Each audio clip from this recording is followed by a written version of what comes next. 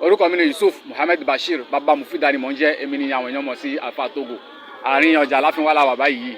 Àwa lọ́dọ̀ mọ́mí wa ya Waris tó yẹ pé àwọn kìíní tinú ẹran yẹn, àwọn parts, àwọn èmi ní bí ẹ̀dọ̀, bí ṣàkè, tinú roundabout, gbogbo àwọn apákan tinú ẹran yẹn ló máa ń tà Láfínwá. So tẹ́ bá ti nídìí wọn, ẹ bẹ̀rẹ̀ ya Waris Láfínwá tà fún yín. Nísìn ó máa fún wa lóòwe, ó dẹ̀ máa sọ ìtumọ̀ ẹ̀ fún wa.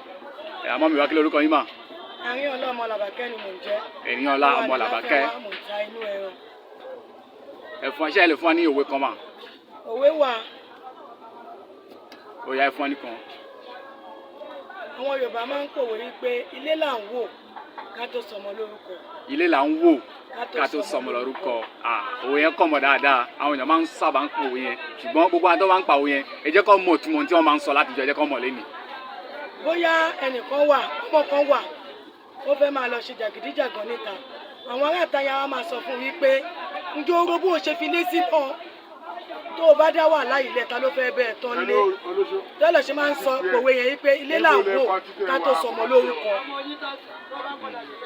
Èyí tó lọ sí gbòòrò tó fẹ́ lọ máa ṣe jàgídíjàgan, tó fẹ́ lọ máa fa wàhálà. Àwọn èèyàn tó bá wá ti mọ̀, wọ́n wá máa sọ fún pé ǹjẹ́ oró bó ṣe fi lé sí torí ilé là ń wò ká tó sọmọ lórúkọ. Torí tó bá lọ dáràn. Tó bá lọ dáràn.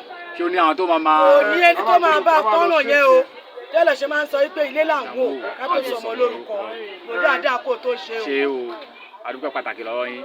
Ṣé gbogbo àtà bá ti nídìí ṣé máa dá a lóhùn mà? A máa dá yín lóhùn àwọ̀ lọ́bì kan o. Adúgbò lọ́wọ́ Ọlọ́run. Ọlọ́run á dá yín náà lóhùn. Àmín. Títí dìgbà tí a máa fi pàdé, ìdùnnú àti ayọ̀ báyìí la máa fi pàdé. Àmín.